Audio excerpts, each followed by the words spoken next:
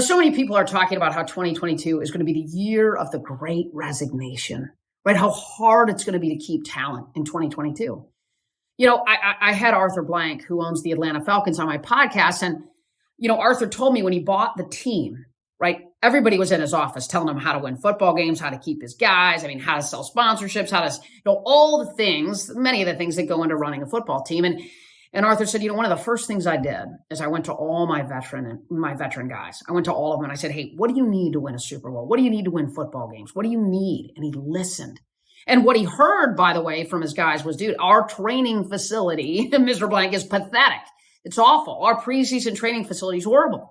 The food's bad. The beds are bad. The showers are, horrible. We need a better training facility if you want us to win more football games. And Arthur listened. And then he addressed those issues that his players asked him to address. We have to be, when we think about 2022, I would just challenge you to recognize it's an opportunity for it to be the year of the Great Retention. But what that means is you as a leader, we as leaders, we have to be intentional about that. Retention doesn't just happen, right? We have to be intentional.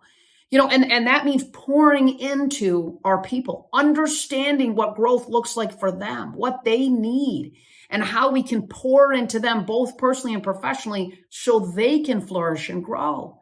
And also, yes, deliver for you, but more importantly, grow and evolve as a person. I love this. I love what somebody said.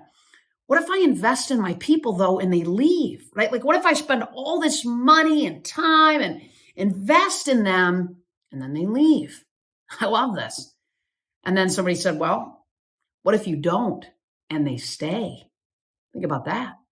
Hey, shoot me an email, molly@mollyfletcher.com, and we're happy to schedule a call to talk about some of the ways that we help organizations with their employees as it relates to retention, as it relates to performance, as it relates to an opportunity to be more intentional about making sure that 2022 for you is the year of the Great Retention. Shoot me an email if you want to connect.